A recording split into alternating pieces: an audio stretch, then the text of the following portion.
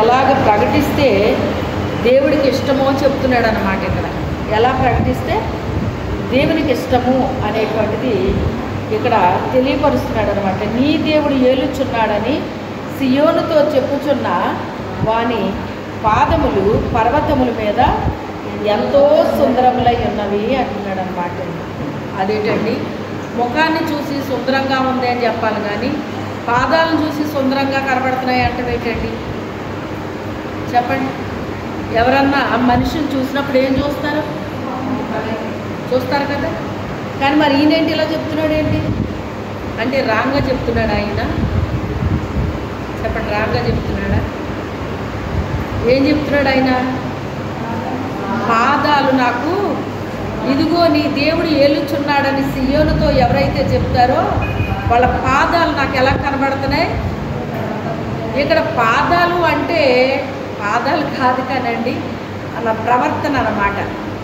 మన ప్రవర్తన ఎలా కనబడుతుందంటే అండి సుందరంగా, అంటే అందంగా కనబడుతుంది అన్నమాట అండి. చాలా అందంగా. అందం వేరు, మళ్ళీ సుందరం వేరు.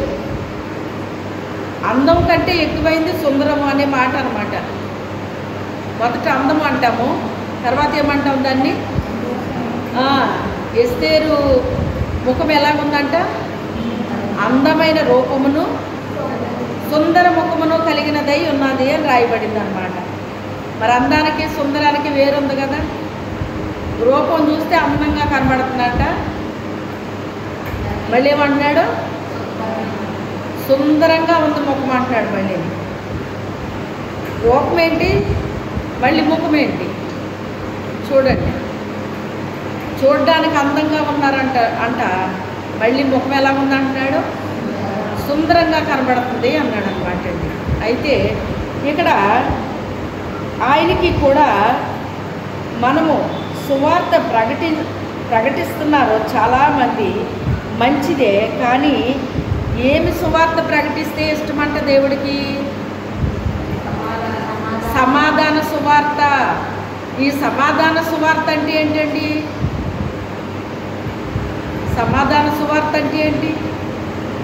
అదేంటి, అది ఎలా ఉంటుంది అంటే దేవునితో సమాధానపరచాలి మనం వాళ్ళని.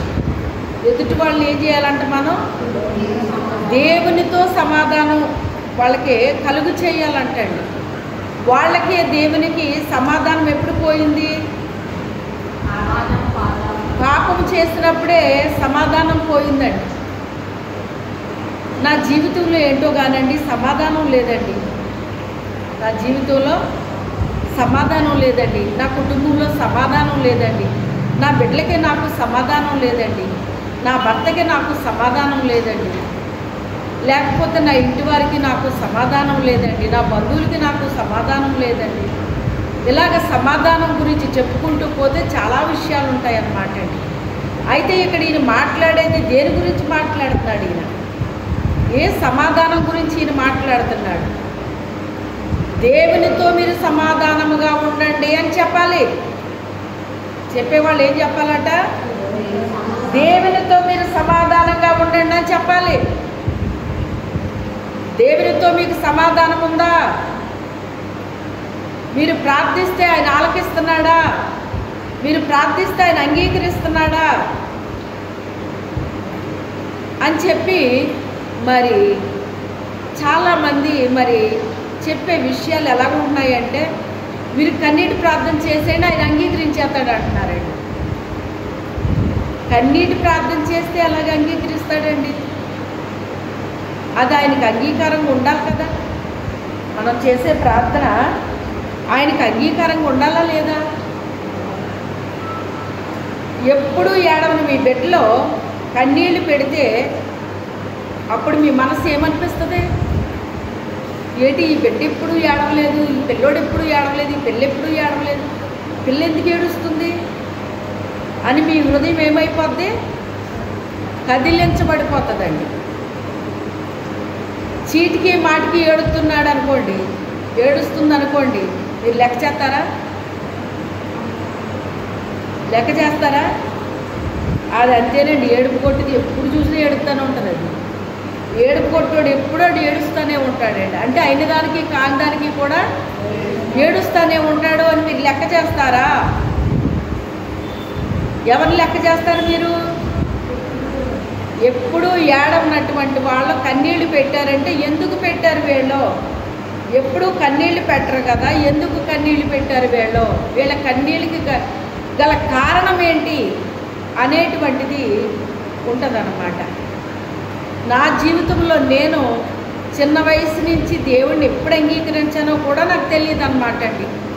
అంత తెలియని వయసులో దేవుడికి నా హృదయంలో స్థానం ఇచ్చాను. ఎదిగే కొద్దీ నాకు దేవుడు అంటే ఇంకా తెలుస్తుంది.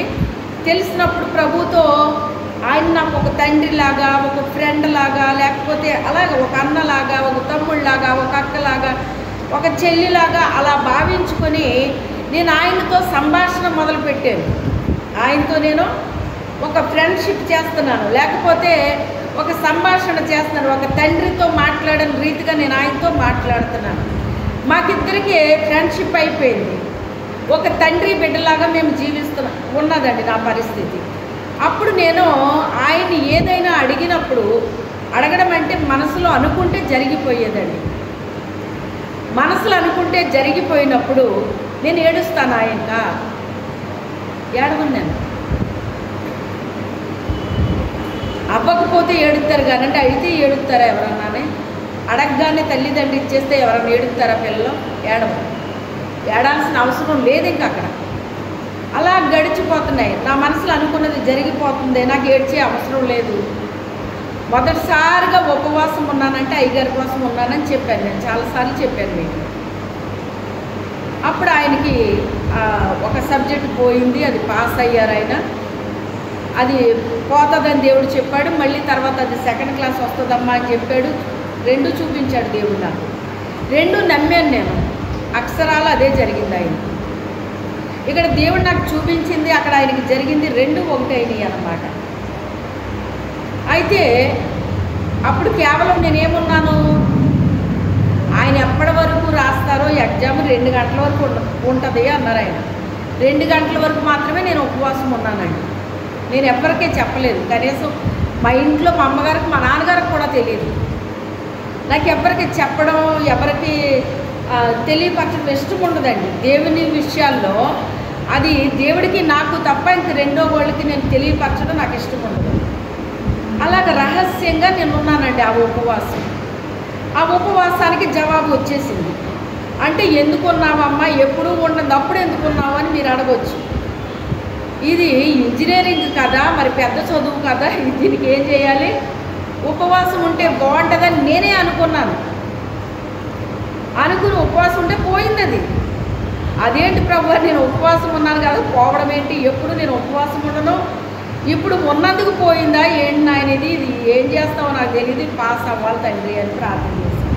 చిన్ని ప్రార్థన అండి, పెద్ద ప్రార్థన ఏం కాదు. అలా ప్రార్థన చేశాను. అంటే పడుకున్నాను అన్నమాట. మళ్ళీ 2-3 రోజులకి పాస్ అయ్యారని, సెకండ్ క్లాస్ వచ్చిందని ప్రభు చూపించారు. ఆ తర్వాత ఈయన వచ్చి చెప్పారన్నమాట అండి, ఇలా జరిగింది. అయితే ఎలా జరిగింది అదే నేను అడిగాను అన్నమాట.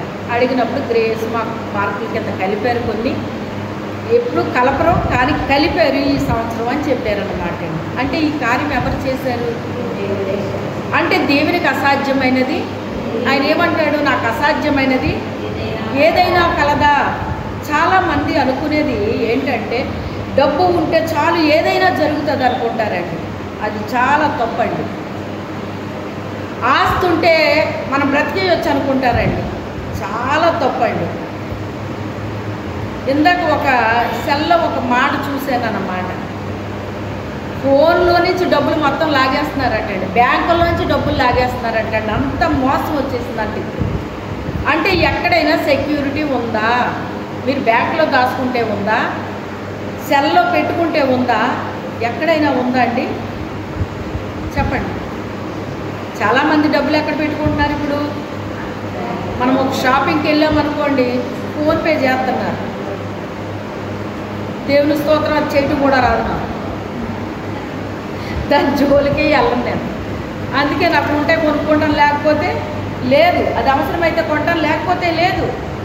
ఎవరో కొనుక్కున్నారని నేను కొనుక్కోను, ఎవరో చేశారని నేను చేయను. అటువంటి స్వభావం కాదు అది. అది నాకు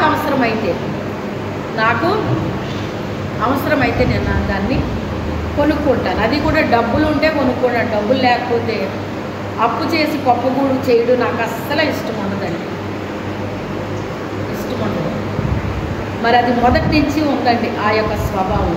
ఇప్పుడు వచ్చింది కాదు, అది చిన్న వయసు నుంచి ఉన్న స్వభావం అన్నమాట. అలా వచ్చింది అంటే అది మా తల్లిదండ్రులు బట్టి వచ్చిందేమో అని నేను అనుకుంటాను.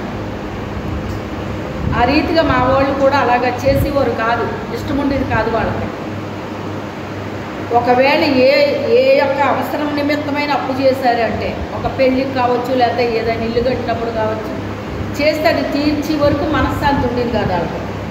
అది తెచ్చాము, అది ఇచ్చేది అని ఉండేది అనమాట అండి. మరి ఆ స్వభావం నాకు వచ్చిందేమో నాకు తెలియదు. కానీ అయితే నాకు అసలు సహజమైనంత వరకు అప్పు చేయడమే నాకు అసలు ఇష్టం ఉండదండి.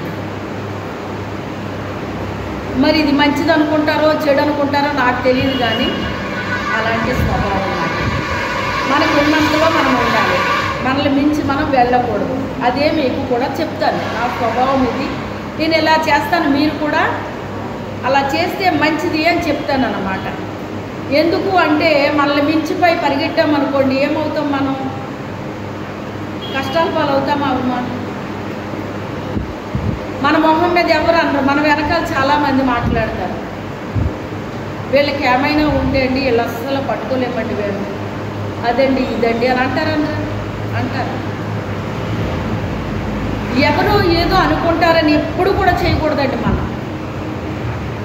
మనల్ని చూసి ఒకవేళ తక్కువగా అనుకుంటారేమో అని కానీ, తక్కువగా చూస్తారేమో అని కానీ ఎప్పుడు కూడా మనం పరుగులు పెట్టకూడదు.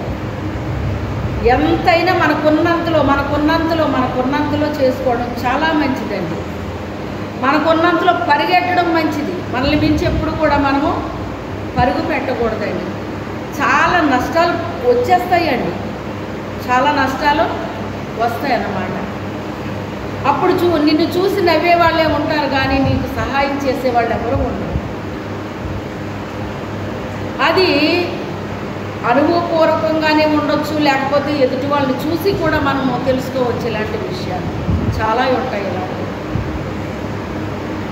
ఎక్కడ కూడా సేఫ్టీ అనేటువంటిది కనబడుతుందా మీకు ఈ రోజుల్లో? చెప్పండి. ఆస్తి ఉంటే చాలు బతికేయచ్చు అనుకుంటే అదేమన్నా పనికి వస్తుందా అండి? దాన్ని కాజేయడానికి ఎంతమంది ఉంటున్నారో.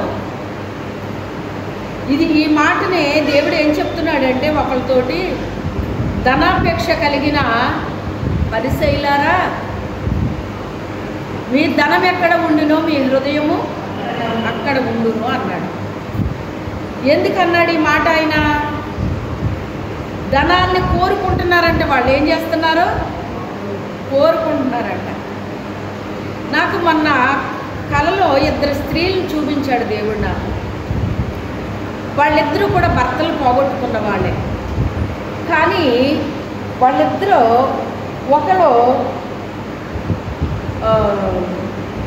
చాలా బాధల్లో ఉన్నట్టు అన్నమాట, బాధల్లో ఉన్నట్టు. మరొక స్త్రీ మంచిగా ఉందన్నమాట అండి. మంచిగా అంటే ఎలా చెప్పాలి దీన్ని, సమాధానంగా ఉంది. అంటే మన హృదయంలో సమాధానం ఉంటే ఎలా ఉంటాం మనం? ఎలా ఉంటాం చెప్పండి, మీకు తెలుసు కదా. సమాధానంగా ఉంది ఆమె. మరొక స్త్రీ చాలా అలజడితో ఉందన్నమాట అండి. తన హృదయం ఎలా ఉంది? అలజడితో ఉంది. అయితే ప్రభు నాకు తెలియపరిచింది ఏంటి అంటే, ఈ స్త్రీ తృప్తి కలిగి ఉంది, తనకున్న దాన్ని బట్టి తృప్తిగా ఉంది ఈ స్త్రీ.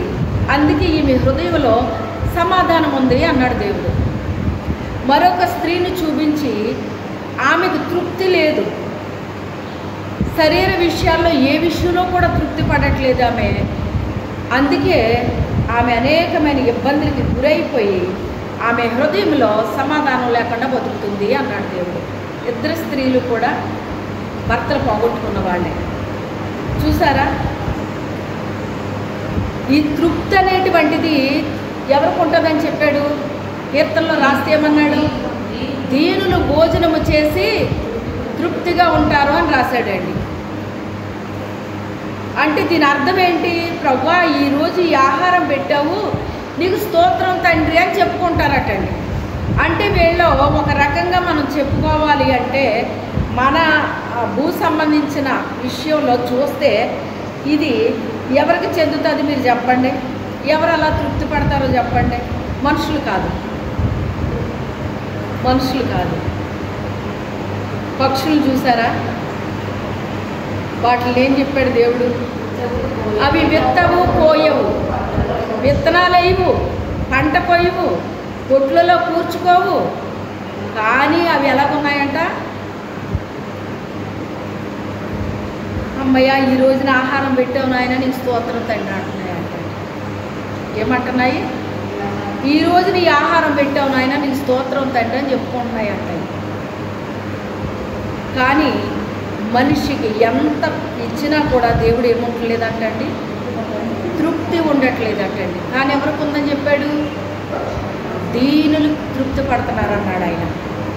ఎవడు దీనుడై నలిగిన హృదయం కలవాడై నా మాట విని వణుకుతాడో వాడు, నేను దృష్టిస్తున్నాను, నేను వాడిని నా దృష్టిలో ఉన్నాడు. వాడు మనుషుల దృష్టిలో ఉండడానికి మనుషులు కోరుకుంటారండి. వాళ్ళు పెద్దోళ్ళు కదా, వాళ్ళ దృష్టిలో మనం ఉంటే బాగుంటుంది, ఎప్పుడైనా మనకి ఏదన్నా అవసరం వస్తే వాళ్ళు ఏమన్నా మనకి హెల్ప్ చేస్తారు అని కోరుకుంటారండి. అది మంచిదేనంటారా? ఎవరి మీద ఉండాలి మనకి? దేవుడు ఏది పెడితే అది మనం తృప్తిగా తీసుకోవాలి. అది ఆహారం కావచ్చు, వస్త్రం కావచ్చు, లేకపోతే ఇంకోటి కావచ్చు, ఏదైనా కూడా దేవుడిచ్చిందని మనం ఎలా తీసుకోవాలి? ఇది ఇచ్చావు నాయన, నీకు స్తోత్రం తండ్రి అని చెప్పేసి దానితో మనం తృప్తిగా జీవించాలండి. ఏం చేయాలి? తృప్తిగా జీవించాలి. తృప్తి లేకపోతే మనసులో శాంతి ఉండదండి, అలజడి ఉంటుందని ప్రభు నాకు చెప్పింది మీకు చెప్తున్నాను. ఇద్దరు స్త్రీలను దేవుడు చూపించాడు, ఇద్దరికి కూడా భర్త లేడు. ఒక స్త్రీ సమాధానంగా ఉంది, ఆమెకి ఏ కోరికలు లేవన్నాడు ఆయన. మరొక ఆమె కోరికలు గుర్రాల్లో పరిగెడుతున్నాయి, అందుకే ఆమె లేదు, ఆమెకేమి లేదు, శాంతి సమాధానం లేదు. మనకెంత ఉన్నా కానండి మన హృదయంలో శాంతి సమాధానం లేకపోతే మనం ఏం తిన్నది ఏమన్నా మనకి పనిచేస్తుందండి? చెప్పండి. ఏది తిన్నా కూడా నిర్వీర్యం అయిపోద్దండి. అది ఏమైపోద్ది? నిర్వీర్యం అయిపోద్ది. అయితే సమాధానం అనేటువంటిది మన హృదయంలో ఉండాలి. మన హృదయంలో ఉన్నటప్పుడు, మన ఇంట్లో ఉన్నటప్పుడు మనము సమాధాన సువార్తను ఏం చేస్తాం? మనం ఆ సమాధానానికి అధిపతి అయిన యేసయ్యను మనము కలిగి ఉంటే ఆ సమాధాన సువార్తను మనం ప్రకటించగలుగుతాం. ఏం ప్రకటిస్తాం? సమాధాన సువార్తను ప్రకటిస్తాం. సమాధానానికి అధిపతి అయిన యేసుక్రీస్తు కొరకు మనం ఏం చేస్తాం? ప్రకటిస్తాం. ఆ యేసయ్యని మీరు కలిగి ఉండండి, నేను కలిగి ఉన్నాను, దేవుడు నాకు నెమ్మదినిచ్చాడు, నాకు శాంతినిచ్చాడు, సమాధానాన్ని ఇచ్చాడు, మీరు కూడా దేవుడిని కలిగి ఉండండి అని చెప్పేసి మనం ఏం చేస్తాము? ఆ సమాధాన సువార్తను మనము ప్రకటిస్తుంటేనంట మనము ఎత్తైన పర్వతాల మీద మన పాదాలు కనబడతాయి. ఎలా కనబడతాయి అంటే నాకు చాలా సుందరంగా కనబడతాయి అని చెప్తున్నాడండి ఆయన. మనం ఎక్కడికి నడుస్తున్నామో, మన పాదాలని ఎక్కడికి నడిపిస్తున్నామో, క్రీస్తు కొరకు మనం ఏ రీతిగా మనం ఆయన సువార్తను ప్రకటిస్తున్నామో, సువార్త కాదంటండి, సమాధాన సువార్త ప్రకటించాలంట. సువార్తే అనుకుంటారు అందరూనే. సువార్త వేరు, సమాధాన సువార్త వేరు. సువార్త అనగా మంచి వార్త. సమాధాన సువార్త అంటే యేసుక్రీస్తు గురించి మనం ఏం చేయాలి? సమాధానం ఎలా పడాలో, తండ్రి అయిన దేవునికి మనకి ఆయన ఏం కలుగు చేశాడు? సమాధానాన్ని కలుగజేశాడు. ఏదైనా తోటలో నుంచి బయటకు వచ్చిన తర్వాత సమాధానం పోయింది. యేసుక్రీస్తు వచ్చి తండ్రికి మనకేమిచ్చాడు? ఆయన సమాధానాన్ని ఇచ్చాడు. ఆ సమాధానాన్ని పొందుకున్న మనము ఏం చేస్తామంట? సమాధాన సువార్తను ప్రకటించాలంటండి. సువార్త కాదు, సమాధాన సువార్తను ప్రకటించండి. వాళ్ళ పాదాలు ఆయనకి ఎలా కనపడతాయంట? సుందరంగా కనపడతాయంటండి.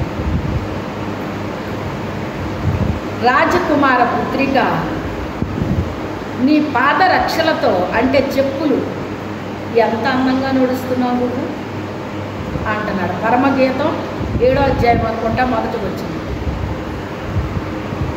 ఉందా? చదువు. రాజకుమార పుత్రిక, నీ పాదరక్షలతో ఎంత అందంగా నడుస్తున్నావు. ఆమె నడకని చెప్తున్నాడు ఆయన అక్కడ. ఓ రాజకుమార పుత్రిక, ఆమె ఎవరు కూతురుగా చెప్తున్నాడు ఆయన? రాజులకు రాజైన ఆ రాజ కుమార్తెని చెప్తున్నాడు ఆయన. దేవుడు బిడ్డ, దేవుడు బిడ్డ, నువ్వు ఎంత అందంగా నడుస్తున్నావు అంటున్నాడు ఆయన. అయితే నేను ఒక మాట చెప్తూ మరలా ఇందులోకి వెళ్ళిపోయాను.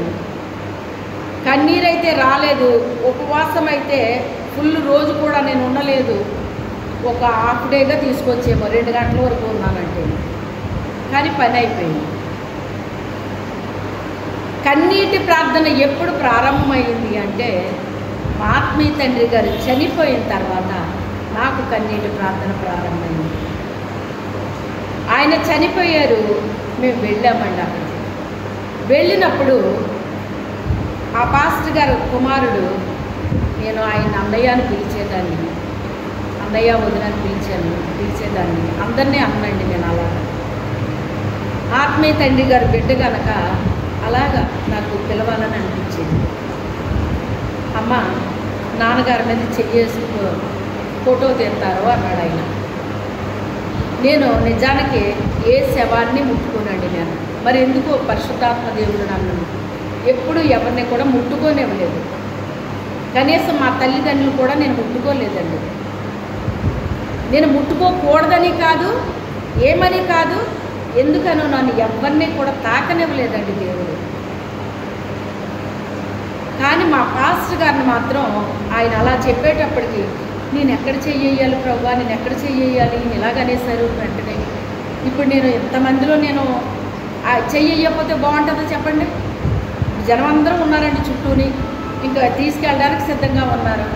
అప్పుడు నేను మనసులో ప్రార్థన చేసుకుంటున్నాను, ఎక్కడ చెయ్యాలి ప్రభువా, ఈయన ఇలా అనేసారు, ఎక్కడ చెయ్యాలి అనుకుని ఏం చేయాలో అర్థం అవ్వక తల మీద చెయ్యేసానండి. తల మీద చెయ్యేస్తే ఆ రోజు నుంచి నాకేం వచ్చింది? మా పాస్టర్ గారు చాలా ప్రార్థన మొదలండి. ఆయన కన్నీటి ప్రార్థన. దేనికో తెలుసా? ఆత్మల రక్షణ కొరకు బాగా ఉపవాసాలు చేసేవారు, కన్నీరు విడిచి చేసేవారు. వాళ్ళ బావమరుడు ఎప్పుడు చూసినా ఏడుస్తూనే ఉంటాడు. పెళ్ళం చచ్చిన వాళ్ళ ఏడుతాడని ఎదురు తిన్నాడంటే ఆయన తల్లినందుకు ఎంతకాలమో కానీ మంచం మీద ఉండిపోయాడండి. అంటే అందరూ చెప్పుకునేవారు అన్నమాట. ఆ పరిశుద్ధుడిని ఎలా తన్నాడు ఈయన, ఎగిరి తన్నాడు, అందుకే ఆ శిక్ష అనుభవిస్తున్నాడో అని చెప్పుకునేవారు అన్నమాట. అయితే నేనైతే తల మీద చెయ్యేస్తే నాకేమొచ్చింది? ఇప్పుడు ఎలీషా ఎముకలు ముట్టుకుంటేనట శవం బతికిందంటండి, తెలుసా? అలాగా ఆయన పరిశుద్ధుడు గనక ఆయన మీద చెయ్యేసినప్పుడు ఇప్పుడు ఆయనలో నుంచి నాకేమొచ్చింది? ఆత్మల భారము ఎప్పుడు ఉన్నదనుకోండి, ఎప్పుడూ రాని కన్నీరు ఇప్పుడు నాకు రావడం ప్రారంభించింది. అప్పటి వరకు నేను కన్నీరు పెట్టలేదు, ఎప్పుడు ప్రార్థనే చేసేదాన్ని, పని అయిపోయింది. అది కూడా పెద్ద ఎక్కువ ప్రార్థన చేసే అవసరం కూడా ఉండేది కాదు. అయితే అప్పటి నుంచి ఆత్మల భారం, కన్నీరు బాగా ఎక్కువైపోయింది అన్నమాట అండి. అంత క్రితం చేశాను కానీ కన్నీటి ప్రార్థన, సంఘ ఆత్మల రక్షణ కొరకు చేశాను కానీ ఇప్పుడు చేసింది ఇంకో రకంగా ఉంది. ఇప్పుడు చేసింది ఇంకో రకంగా ఉంది. ఆనాటి నుంచి ఆత్మల రక్షణ భారం అనేటువంటిది అధికమైంది, కన్నీటి ప్రార్థన కూడా ఎక్కువైపోయింది. ఆయన ఒక మాట చెప్పారండి, కన్నీటి ప్రార్థన చేస్తే కంటి చూపు తగ్గుతుందమ్మా అన్నారు. నిజంగానే నాకు కంటి చూపు తగ్గింది. దేని గురించి? దేవునికి మన సమయాన్ని ఇవ్వాలి, మన ధనాన్ని ఇవ్వాలి, మన ఆహారాన్ని ఇవ్వాలి, మన ఆరోగ్యాన్ని ఇవ్వాలి. ఇవ్వాలంటే ఏంటి? ఉపయోగించాలి. ఇవన్నీ చాలా దేవుడికి అర్పించాల్సినవి ఉంటాయండి. ఒక కానుక ఒకటి అర్పించేస్తే సరిపోద్ది అనుకుంటాను. ప్రతి దినము నీకు ఇవ్వబడిన సమయాన్ని నువ్వు ఇవ్వగలుగుతున్నావా దేవుడికి? నీకు కలిగి ఉన్నది దేవుడికి అర్పించగలుగుతున్నావా? మన హృదయం అనే కానుక అర్పించాలి. మొదటి కానుక ఇదేనండి. ఏంటిది? మన హృదయం అనేటువంటిది విలువైన కానుక. ఇది నా హృదయాన్ని నీకు అర్పిస్తున్నాను ప్రభువా అని చాలాసార్లు కన్నీటితో దేవుని సన్నిధిలో ప్రార్థించేదానండి. నేను కలిగి ఉన్నది నా హృదయం అనే హృదయాన్నే కలిగి ఉన్నానయ్యా, నీకు కలిగి ఉన్న నా హృదయాన్ని నీకు అర్పిస్తున్నానయ్యా అని కన్నీటి ప్రార్థన చేసిన రోజులు ఉన్నాయి నా జీవితంలో. అప్పటి నుంచి ఆత్మల రక్షణ కొరకు ఏమొచ్చింది? కన్నీరు వచ్చిందండి. ఉపవాసాలు అంతకుముందే స్టార్ట్ చేశాను.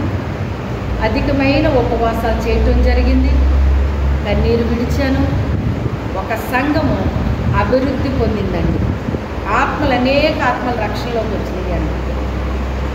మొదటిసారిగా సంఘ బాధ్యత అప్పగించింది అప్పుడేనండి నాకు. ఆ తర్వాత రంపచోడవరం తీసుకొచ్చి ఈ పరిస్థితులన్నీ దేవుడు నాకు చూపించాడు. ఎహెజ్కేలుని ఎముకల లోయలోకి దింపినట్టుగా నాకు అనిపించిందండి ఇక్కడికి వచ్చిన.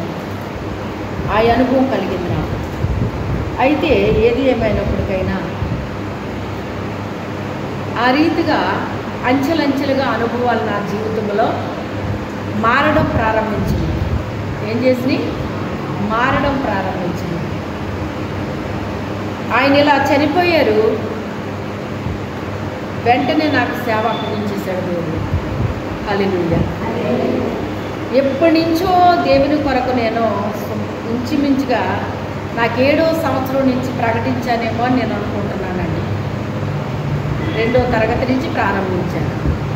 అక్కడి నుంచి అఫీషియల్గా సేవ చేశానండి. రకరకాలుగా ఉంది సేవ, ఒకే రకంగా జరగలేదు.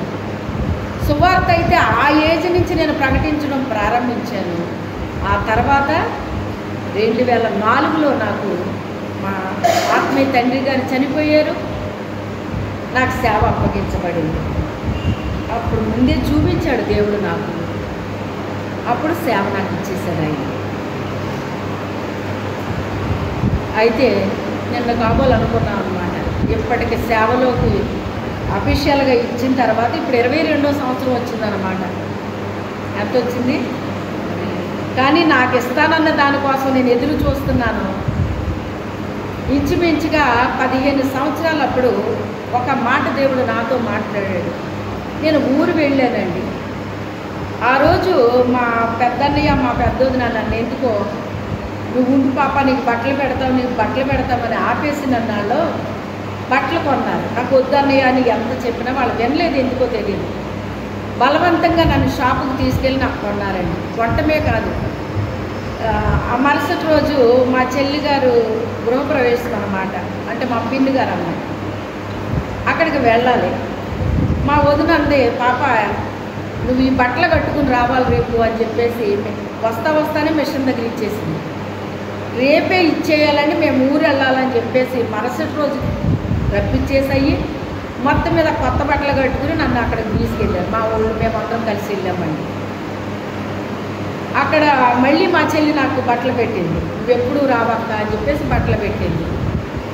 ఆ రాత్రే ఎప్పుడు కూడా రేపు పుట్టినరోజు అంటే ఈరోజు రాత్రి ప్రభు నాకు ప్రత్యక్షత కలుగుతుందండి. ఆ రాత్రి ప్రభు వచ్చారు. వదిన ప్రభు వచ్చారు, నాకు చాలా సంతోషంగా ఉంది, నాకు చాలా సంతోషంగా ఉందని మా వదినతో చెప్తున్నాను. కానీ జరిగింది ఏంటి అంటే, ఆ రోజు పుట్టినరోజు అని నాకు తెలియదు కానీ ఎవరికి తెలుసు. అందుకే ఆయన ఏం చేశారు, ఇప్పుడు నాకు 2 చీరలు ఇచ్చారు, కొత్త బట్టలు కట్టుకునేటట్టు చేశారు. నాకు అసలు అది తెలియదు. నాకు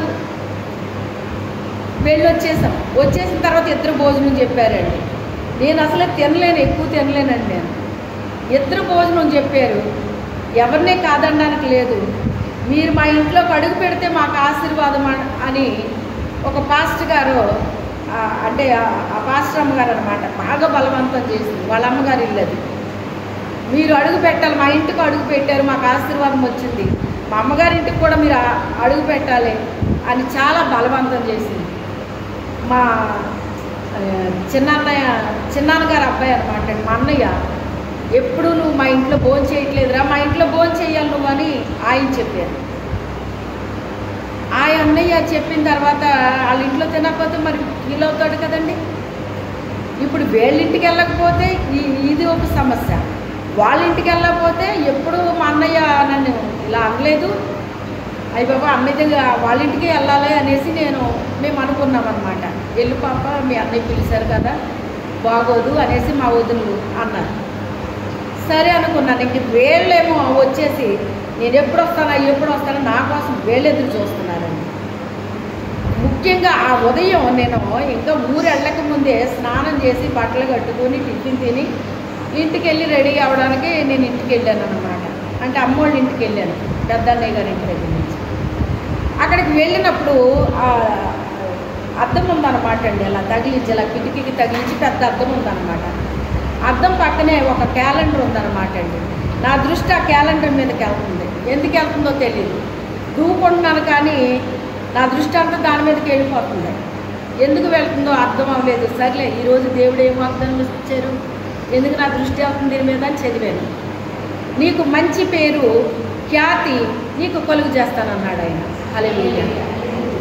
అంటే పుట్టినరోజుకి నాకు ఇచ్చిన వాగ్దానం. అప్పటికి నాకు పుట్టినరోజు అని నాకు గుర్తుందా? గుర్తులేదు. దేవుడు కార్యం చేసేస్తున్నాడు నా జీవితంలో అక్కడ, కానీ నాకైతే జ్ఞాపకం లేదు. ఎందుకు జరిగిపోతున్నాయి ఇవన్నీ తెలియట్లేదు. ఇదేంటి ప్రభా, మంచి పేరు ఖ్యాతి కలుగు చేస్తానంటావేంటి? అసలు నాకు ఖ్యాతి ఏంటి, నాకు మంచి పేరు ఏంటి, ఏంటి ప్రభా నాతో ఇలా మాట్లాడుతున్నావని నా కళ్ళ నీళ్లు కారిపోతున్నాయి అన్నమాట అండి. చాలాసేపు నేను అలాగ కన్నీరు విడిచాను అన్నమాట. ఎందుకయ్యా నా మీద ఎంత ప్రేమ చూపిస్తున్నావు, ఏంటి నాయన నాకు ఇలా చేస్తానంటున్నావేంటి, ఎందుకు చేస్తానంటున్నావు ప్రభు అని ఇంచుమించుగా ఒక పావు గంట పైన నేను తల దూకోలేకపోయానండి. ఇంకా అలాగ ఏడ్ చేశాను దేవుని దగ్గర. అప్పుడు మొహం కడుక్కొని అప్పుడు మళ్ళీ ఫ్రెష్ అప్ అయ్యాను అన్నమాట. తల దూకుని ఇంక వదిలోళ్ళ ఇంటికి వెళ్ళాను. కానీ ఈ వాక్యమే నా హృదయంలో పనిచేస్తూ ఉందన్నమాట అండి. ఇది ఎందుకు మీకు చెప్తున్నానంటే, మొత్తం మీద ఆ సాయంకాలం ఇంటికి వచ్చాను. వాళ్ళు పిలుస్తున్నారు, వీళ్ళు పిలుస్తున్నారు. అయితే ఆంటీ ఒక్క ముద్దంటే ఒక్క ముద్ద పెట్టుకుని వచ్చేది కానీ, మా ఇంటికి అడుగు పెట్టి ఒక్క ముద్ద పెట్టుకుని వచ్చేది కానీ, మీ అన్నయ్య గారి ఇంటి దగ్గర భోంచేది కానీ అని బలవంతం తీసుకెళ్ళింది. అక్కడికి వెళ్ళిన తర్వాత ఒక ముద్ద పెట్టుకున్నాను. మా వదిన వచ్చి అదేంట్రా ఇక్కడ భోంచేస్తున్నామని, లేదు వదిన వస్తాను అని చెప్పేసి, అమ్మ వచ్చేసావా, ఇదిగో మీ గురించే చెప్తున్నా ఆంటీ అని చెప్పేసి అన్నది. తను 2-3 ముద్దలు పెట్టుకున్నాను. అమ్మాయికి ఎంతకంటే నేను ఎక్కువ తినలేదు, ఇప్పుడు అక్కడ మళ్ళీ తినాలంటే నా వల్ల కాదు అని చెప్పేసి 3 ముద్దలు చిన్న పెట్టుకుని వాళ్ళకి ప్రార్థన చేసేసాను. ఈ వదిన వచ్చేసింది, వీళ్ళ దగ్గరికి వచ్చేసాను. వచ్చేసి ఇప్పుడే కదా వదిన 3 ముద్దలు తిన్నాను కదా, నేను వెంటనే నేను తినలేను, కాసేపు కూర్చుంటానని కూర్చున్నాను. అందరం అలా ఉన్నాం, 10 మంది ఉన్నామండి మేమందరం కూడా. ఉన్నప్పుడు ఫోన్ వచ్చింది, వాళ్ళ ఇంటికే వచ్చింది, పాస్టర్ గారి ఇంటికి. మా ఇంట్లో ఫోన్ లేదా. వస్తే ఆ ఫోన్లో ఎందుకే నాకు వీళ్ళు హ్యాపీ బర్త్డే చెప్తున్నారు ఎక్కడి నుంచి. ఏ అమ్మాయి ఈరోజు నా పుట్టినరోజు అంటే, అవును మమ్మీ నీ పుట్టినరోజు నీకు గుర్తులేదా అంటున్నారు. లేదమ్మా నాకు గుర్తుంది. వాళ్ళందరూ ఆశ్చర్యపోయారు. ఇక పాస్టర్ గారు వాళ్ళలోనే, అక్కకి గుర్తు లేకపోయినా దేవుడు చూసావా ఎంత ఘనంగా జరిగించాడో అక్కకి అంటారు. వాళ్ళు గుర్తుపట్టారు. అసలు అక్కకి జ్ఞాపకమే లేదు, కానీ ఎంత ఘనంగా దేవుడు చేశాడో చూసారా. దేవుడు తన బిడ్డలనే ఎన్నడూ మర్చిపోడు అని చెప్పి వాళ్ళు అంటున్నారన్నమాట. అప్పుడు నాకు ఇవన్నీ తిరిగినాయి. ఉదయం నేను ఎందుకు మాట్లాడాడు నాకు అంటే ఆ రోజున ఇచ్చాడు వాగ్దానం నాకు. ఈ విషయం ఎందుకు చెప్తున్నానంటే ఇదే వాగ్దానం మొన్న మాట్లాడాడు దేవుడు నాతోని. మాట్లాడినప్పుడు ఆ రోజున నాకు వాగ్దానం ఇచ్చాడు. ఇప్పుడు దాన్ని నేను స్వతంత్రించుకునే టైం వచ్చిందన్నమాట అండి. ఇంచుమించుగా ఇది జరిగే ఎంతకాలం అవుతుందమ్మా? 15 సంవత్సరాలు అయ్యి ఉండొచ్చు అనుకుంటున్నాను. ఎందుకంటే ఆ గృహప్రవేశం అయిన ఆవిడని అడుగుతాను ఎప్పుడైనా కనపడితే, లేకపోతే ఫోన్లో. వాళ్ళు ఎప్పుడయిందో వాళ్ళకి తెలుస్తుంది కదా, గుర్తుంటుంది కదా, దాన్ని బట్టి మనకు తెలుస్తుంది. అంటే మీరు గమనించండి, మనకు వాగ్దానం ఇచ్చాడు అంటే వాగ్దానం వెంటనే నెరవేర్చబడుతుందా? చెప్పండి. మొన్నే వచ్చింది మనకి. వెయిటింగ్ ఎలా ఉంటుందో మొన్నే వచ్చింది మనకి. అంటే ఇంతకాలము ఆ రోజున వాగ్దానం ఇచ్చాడు నా పుట్టినరోజు. ఇప్పుడు అది నేను దాన్ని ఏం చేయబోతున్నానంట, నువ్వు స్వతంత్రించుకోబోతున్నావు. మొన్న ఒక సహోదరి మన మందిరపు విశ్వాసే, వాళ్ళు ఇక్కడ ఉండట్లేదు, నాకు ఫోన్ చేసి, అమ్మ నాకు ఇలాగా ఒక కల వచ్చింది, ఒక గృహాన్ని మీరు ఓపెనింగ్ చేయడానికి రెడీగా ఉన్నారు అమ్మగారు అని చెప్పింది అన్నమాట. ఆ ముందు 2 రోజుల ముందే నాకు ఇది వచ్చింది. ఎదురు మీటింగ్స్ ఉన్నాయి. మీకు వచ్చినాయి కదా, మీకు వచ్చినాయి కదా. అంటే ఇప్పుడు మీటింగ్స్కి మరలా ఇప్పుడు నాకు ప్రారంభం అన్నమాట. ఒక టైంలో చేశాను, ఇప్పుడు మరలా తిరిగి ఇప్పుడు దేవుడు కొన్ని విషయాలు నేర్పించాడు, కొన్ని లోతుల్లో దింపాడు, ఎత్తులెక్కించాడు, ఎత్తు పల్లాలన్నీ తెలిసినవి, ఒంటరి జీవితం ఎలా ఉంటుందో తెలిపాడు. ఇవన్నీ అన్నీ చాలా అనుభవాలు నాకు నేర్పించాడు. ఈ టైంలో ఈ పీరియడ్లో అంతా నేర్పించాడు నాకు. నేర్పించిన తర్వాత ఇప్పుడు నూతనమైన దాంట్లోకి దేవుడు ఏం చేయబోతున్నాడు మీకు చెప్తున్నాను. గతంలో నుంచి మీకు చెప్తున్నాను నేను, అమ్మ మనకిలా సిద్ధపరుస్తున్నాడు దేవుడు. అయితే ఇలా వచ్చింది అమ్మగారు అని నాకు ఫోన్ చేసింది అన్నమాట. నాకు వచ్చిన దానికి, ఆమెకు వచ్చిన దానికి, ఇప్పుడు జరగబోతున్న దానికి ఇప్పుడు లింకులు ఉన్నాయా లేదా? చెప్పండి, ఉన్నాయా లేదా? దేవుడు వాగ్దానం ఇచ్చాడంటే మనకు తప్పకుండా దాన్ని నెరవేరుస్తాడు. కాకపోతే మనం ఏం చేయాలి? నిరీక్షించాలి. ఏం చేయాలి? నిరీక్షిస్తే తప్పకుండా పొందుకుంటాం. ఆ నిరీక్షణ అనేటువంటిది చాలా అందమైన అనుభవం అండి అది. కానీ మనిషికి అది చాలా కష్టం. ఏదైనా చేయగలుగుతారు కానీ నిరీక్షణ మాత్రం ఉంచలేరండి. చాలా కష్టపడతారు. నేను ఆలోచించాను అన్నమాట. అబ్రహాముకి వాగ్దానం ఇచ్చాక ఆయనకి 25 సంవత్సరాలకి ఇస్సాకు పుట్టాడు.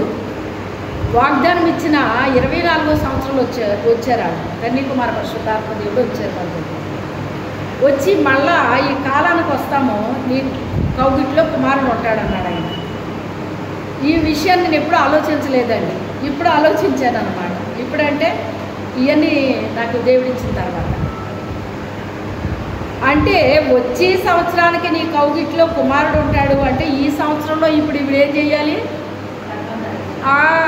గర్భం దాల్చాలి. అదే రోమీలకు రాస్తున్నప్పుడు అక్కడ రాయబడిందండి. హెబ్రీలకో కానీ రోమీలకో కానీ రాసినప్పుడు ఆ మాట అక్కడ ఉంటుంది. నాకు గర్భం దాల్చడానికైతే నాకు నిజంగా నాకు ఓపిక లేదు, కానీ నువ్వు ఏదైనా చేయగలవు దేవుడు. ఆవిడేమంటుంది? నువ్వేదైనా చేయగలవు, ఏదైనా చేయడానికి నువ్వు శక్తిమంతుడు అయ్యా అని దేవుని యందు విశ్వాసం ఉంచితేనంట గర్భాన్ని దాల్చడానికి శక్తినిచ్చాడంటండి. హల్లెలూయా. ఆ సంవత్సరమే గర్భం దాల్చిందంటండి ఆవిడ. నెక్స్ట్ సంవత్సరానికి బిడ్డ రావాలంటే ఏం చేయాలి?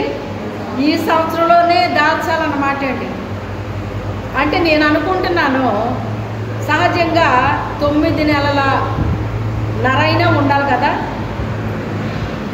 అంటే ఈవిడ ఎప్పుడు దాల్చి ఉంటుంది? బహుశా గర్భం ఒక 2 నెలలకో 2.5 నెలలకో దాల్చి ఉండాలి అని నేను అనుకుంటున్నాను. సుమా, అవునంటారా కాదంటారా? మీరు అందరూ స్త్రీలే కదా, చెప్పండి. 2.5 సంవత్సరాలకు 2.5 నెలలకు దాల్చిందా లేదా? చూడండి, వాళ్ళు వచ్చినప్పుడు ఆవిడే వంట చేసి పెట్టిందండి. అమ్మ, వారికి వంట చెయ్యాలి, 3 మానికల పిండితో 2 రొట్టెలు చెయ్యాలి. అది చెప్పాడా లేదా ఆయన? లేగదూడని తీసుకురండి, వదిలించండి, దాని మాంసం తిండి అన్నాడు.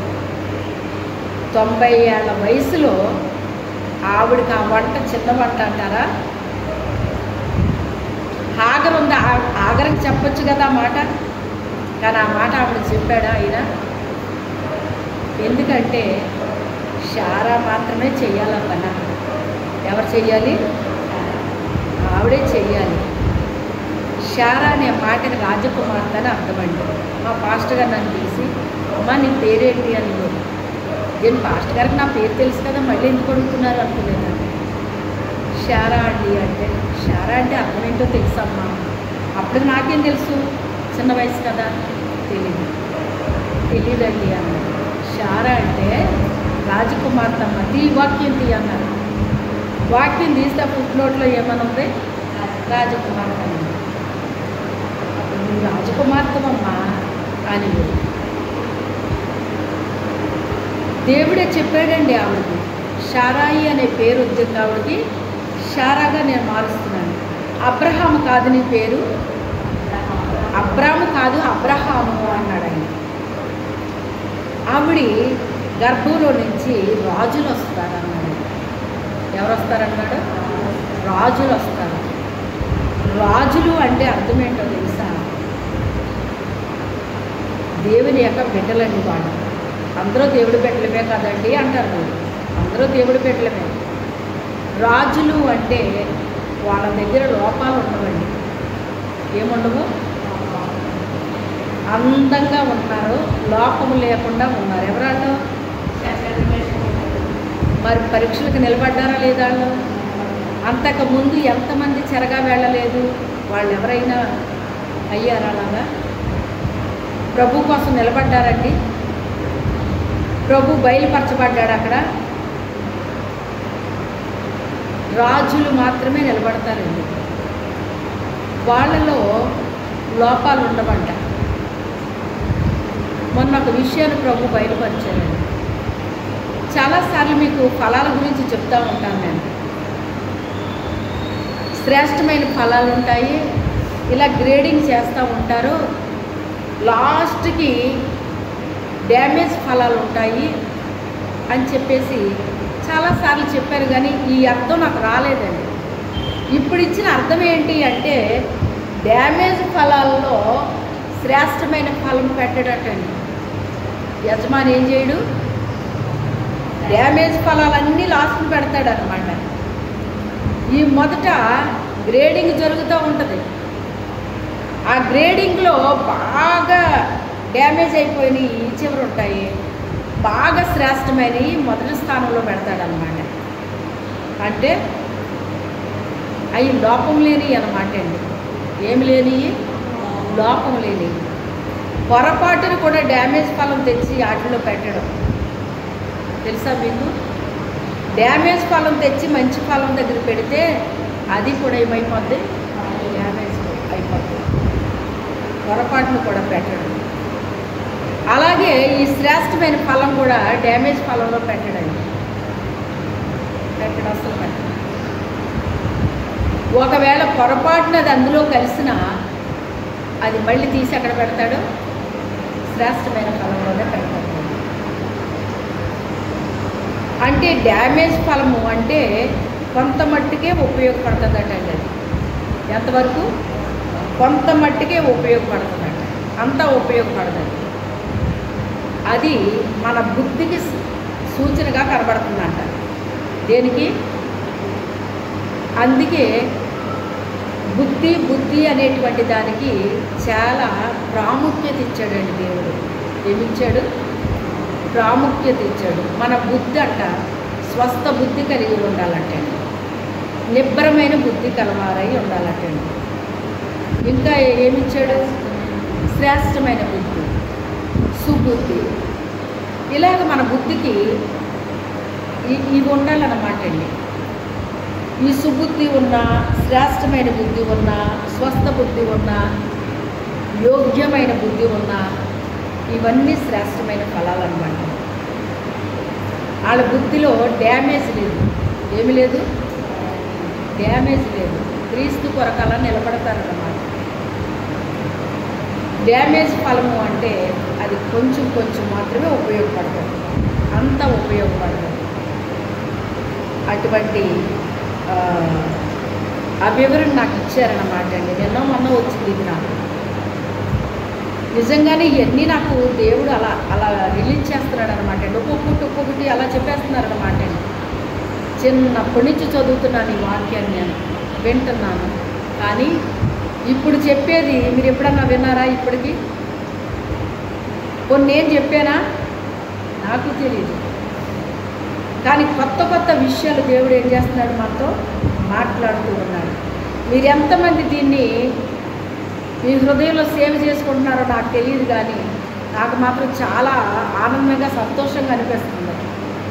అవునా ప్రభువా, ఎంతవరకు నాకు ఈ విషయం తెలియదు, ఈరోజు ఈ విషయాన్ని నువ్వు చెప్పావయ్యా. ఇన్నిసార్లు నేను బోధిస్తున్నాను, నాకు ఎప్పుడు ఇది రాలేదు. ఎందుకు రాలేదు చెప్పలేదు ఆయన. ఇప్పుడు రోజులు దగ్గర పడుతున్నాయి కనుక చిటుక్కుని చెప్పేస్తున్నాడు ఒక్కోటి. ఏ రోజులు దగ్గర పడుతున్నాయి? దేవుని యొక్క రాకడా. వంతులు అయితే మనం ఏం చేస్తామంట,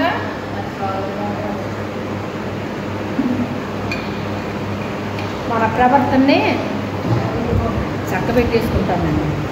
అందుకే తెలియపరుస్తున్నాడు అన్నమాట. మనకు తెలియని విషయాలన్నీ కూడా అలా తెలియపరిచేస్తున్నాడు అనమాట. ఈజీగా చెప్తున్నాడండి ఆయన, ఈజీగా చెప్తున్నాడు. ఈ సువార్తను ప్రకటించాలి అంటే, ఈ సమాధాన సువార్తను ప్రకటించాలి అంటే ఆ వ్యక్తి ముందు ఏం చెయ్యాలి? దేవుడంటే ఏంటో నిశ్చితముగా తెలుసుకోవాలండి. నన్ను పరిశీలనగా తెలుసుకోండి అన్నాడు. ఎక్కడ చెప్పాడు? ఇర్మియా గారు రాస్తున్నాడు. ఎవరు రాశారు? నన్ను పరిశీలనగా తెలుసుకోండి. దేవుడు ఏంటో ఎలా తెలుసుకోవాలంటే మనం పరిశీలనగా తెలుసుకోవాలంట. మనం పరిశీలించాలంట. మనం ఎంత పరిశీలన చేసినా ఇంకా దేవుడి గురించి తెలుసుకోవాల్సిందే ఉంటుంది. నేను చిన్న వయసు నుంచి దేవుని గురించి వింటున్నాను, చదువుతున్నాను, ఇంకా నేను దేవుని తెలుసుకుంటానే ఉన్నాను. ఇంకానే ఆయన ఎలాంటి దేవుడో, ఆయన ఎంత శక్తి కలిగిన వాడో,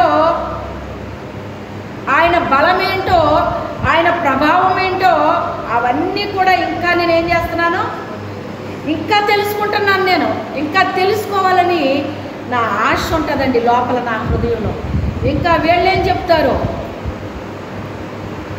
దేవుడి గురించి మాట్లాడే వాళ్ళు చాలా తక్కువ మంది ఉంటారండి, బోళ్ళంతమంది ఉండరు.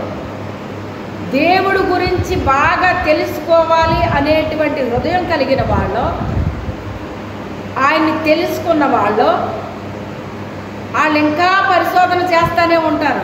మీరు గమనించారో లేదో, ఆయన ఇంకా నేను తెలుసుకుంటున్నానని చెప్తారు. ఆయన నేనే ఇంకా తెలుసుకుంటున్నాను, మీకు చెప్తున్నాను కదా. ఇంకా నేను ఆయన్ని ఇంకా పరిశీలన చేస్తూనే ఉన్నాను, ఇంకా తెలుసుకుంటూనే ఉన్నాను, ఇంకా తెలుసుకుంటూనే ఉన్నాను. ఈ పరిశోధన ఆగేది కాదు. ఇది మనం పరిశీలన చేసే కొలది ఆయన ఇంకా ఆయన తేజస్సు మన మీద ఏం చేస్తూ ఉంటుంది, ప్రకాశిస్తూ ఉంటుంది అన్నమాట అండి. ప్రకాశిస్తూ ఉంటుంది. లెమ్ము తేజరిల్లుము, ఆయన నీ మీద ప్రకాశించబోతూ ఉన్నాడు. మన మీద ఆయన ప్రకాశించాలని కోరుకుంటున్నాడు. లెమ్ము తేజరిల్లుము, ఆయన మహిమ నీ మీద ప్రకాశించాలి. ఆయన వెలుగు మన మీద ప్రకాశించాలి. నీతి సూర్యుడు మన మీద ప్రకాశించాలి. నీతి సూర్యుడు మన మీద ప్రకాశించాలి. ఆ వెలుగులో మనం నడవాలి.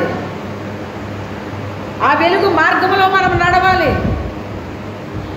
ఆ వెలుగులో జీవించాలి మనం.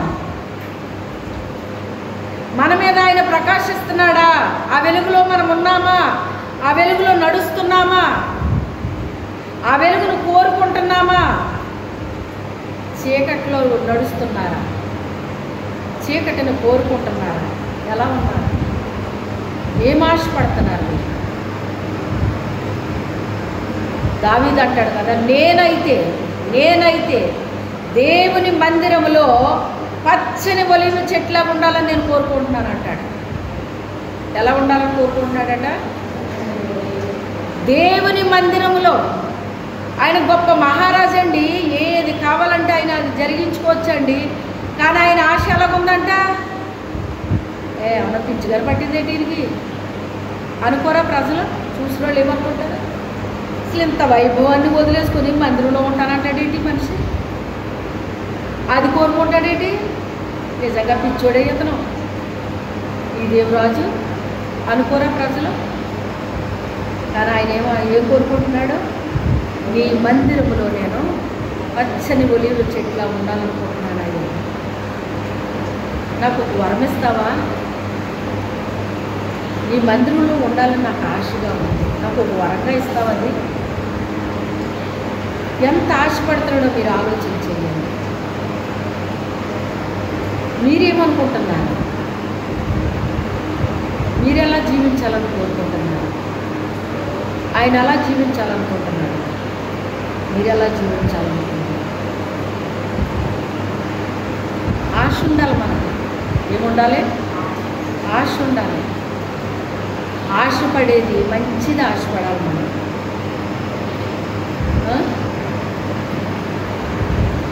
ఓ 10 కాసులు బంగారం ఆశపడ్డామనుకోండి, ప్రభా ఓ 10 కాసులు అయ్యా, నాకు పెద్ద హారం వేసుకోవాలని ఉందయ్యా. మా బంధువులు ఆవిడ పెద్ద హారం వేసుకుని ఫోటో తీయించుకున్నాను అనమాట. ఎంతకీ ఇది గోల్డా లేకపోతే గోల్డా అంటున్నాను. ఎంత గోల్డ్ ఎక్కడ చేయించుకుంటారో?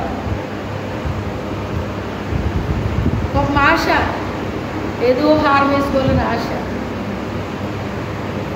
నిజంగా అంత గోల్డ్ వేసుకుంటే ఇంక అసలు దొంగ ఊరుకుంటాడమ్మా.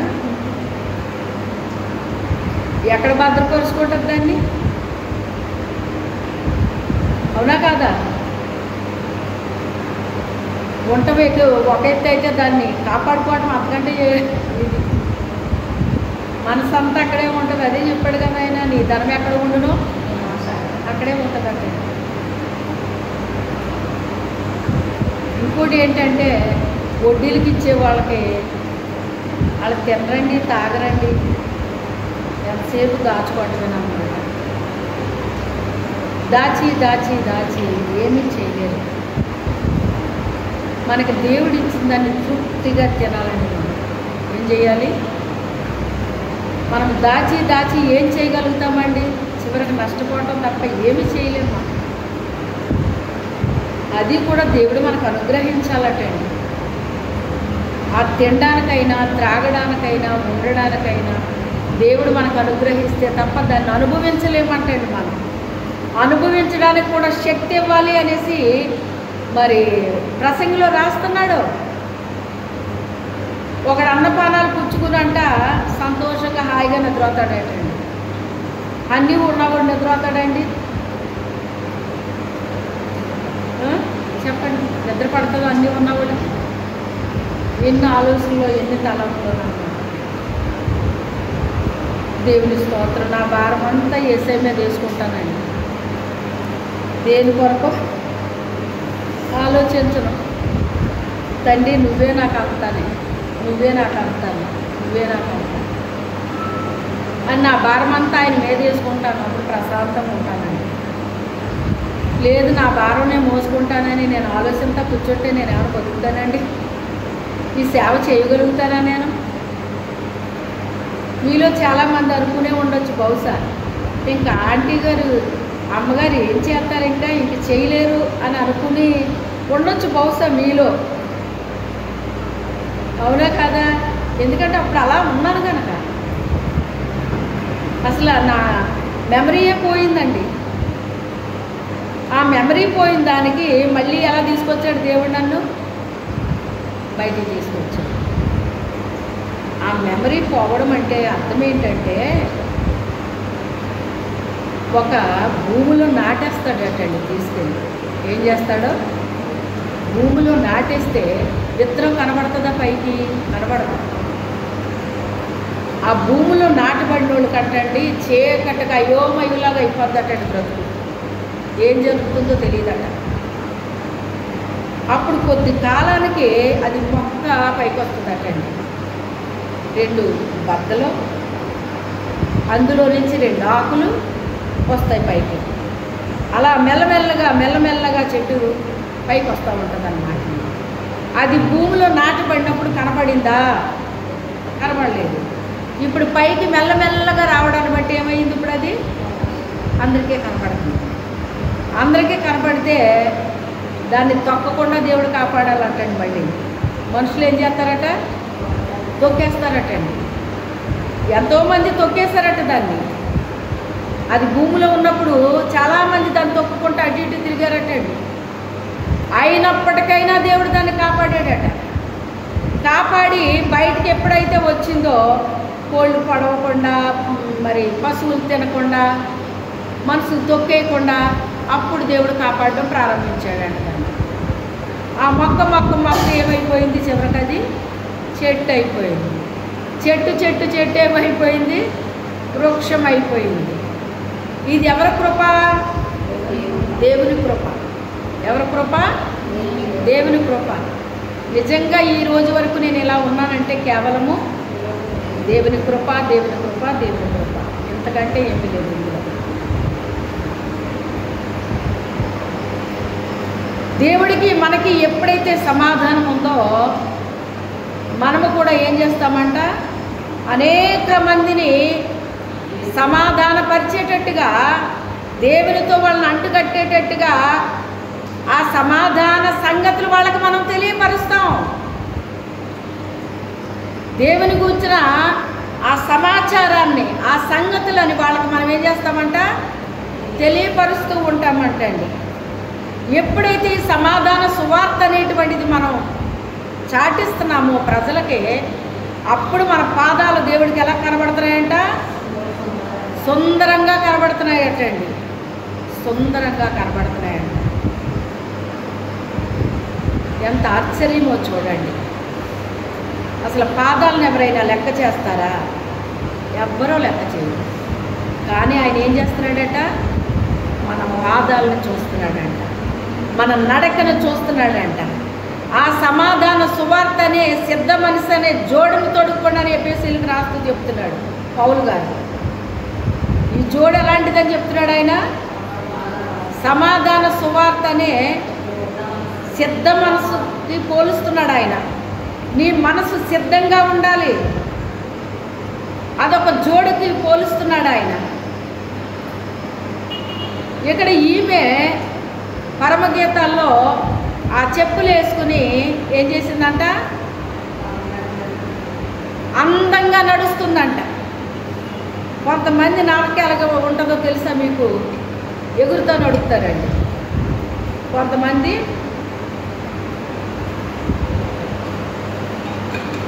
అడుగేసుకుంటా నడుపుతారు. నడకే కదా అని మనం అనుకుంటాం. 10 మంది నడిచేటప్పుడు మీరు గమనించండి, 10 రకాలుగా నడుస్తారు. అందరూ ఒక రకంగా నడవరు. మన నడకను చూస్తున్నాడు ఆయన. అందరూ నడక ఎలాగుంది, మన నడక ఎలాగుంది, మన వ్యక్తిగత జీవిత నడక ఎలాగుంది, ఎలా నడుస్తున్నాం ప్రభువులో. ఓ రాజకుమార పుత్రిక చెప్పులతో, పాదరక్షలు అంటే చెప్పులు, ఎంత అందంగా నడుస్తున్నావు నువ్వు అంటే ఆ నడక ఆయనకి ఎలా కనబడుతుంది? అందంగా కనబడుతుందని చెప్తున్నాడు అక్కడ. ఇక్కడ సుందరంగా ఉందని చెప్తా ఉన్నాడు ఇక్కడ. అంటే మన నడక ఎలాగుంది, మన ప్రవర్తన ఎలాగుంది, మన ప్రవర్తన చూస్తున్నాడు దేవుడు. ఎలా ప్రవర్తిస్తాడు? ఒంటరిగా ఉన్నప్పుడు మన ప్రవర్తన ఎలా ఉంది, 10 మందిలో ఉన్నప్పుడు మన ప్రవర్తన ఎలా ఉంది, ఒంటరిగా ఉన్నప్పుడు మన ప్రవర్తన కాచుకోమంటున్నాడు. నీ హృదయాన్ని కాచుకోవాలంటున్నాడు. 10 మందిలో ఉన్నప్పుడంటే మన నోరును కాచుకోవాలటండి. చూసారా, ఎప్పుడు ఎలా ఉండాలో కూడా దేవుడు మనకి చెప్తున్నాడు. ఏది పడితే అది మాట్లాడేయకూడదంట, ఎలా పడితే అలా మాట్లాడేయకూడదట. చక్కగా నిలబడాలంట, చక్కగా మాట్లాడాలంట, చక్కగా నడవాలంట. ప్రతిదీ చక్కగా చక్కగా చక్కగా ఉండాలండి. దేవునికి ఇష్టకరంగా ఉండాలంటండి. ఇప్పుడు దేవుడికి ఇష్టకరంగా ఇప్పుడు వాళ్ళు ఏం చేస్తున్నారు? పర్వతాల మీద నీ పాదాలు సుందరంగా కనబడుతున్నాయి. నాకు నీ పాదాల కింద కనబడట్లేదు, నాకు ఒక ఉన్నతమైన స్థలంలో కనబడుతున్నాయి. పర్వతం అంటే ఏంటి? ఒక ఎత్తైన స్థలము, ఒక ఉన్నత అనుభవము. ఆ ఉన్నత అనుభవంలో కనబడుతున్నావు నువ్వు నాకు అని చెప్పి ఆయన చెప్తూ ఉన్నాడన్నమాట. అయితే ఈరోజు మన జీవితాలు ఎలా ఉన్నాయి, మనం ఎలా ఉన్నాం, దేవుణ్ణి మనం పరిశీలనగా తెలుసుకున్నామా? ఎప్పుడైనా దేవుని గురించి ఆలోచన వస్తుందా మనకే?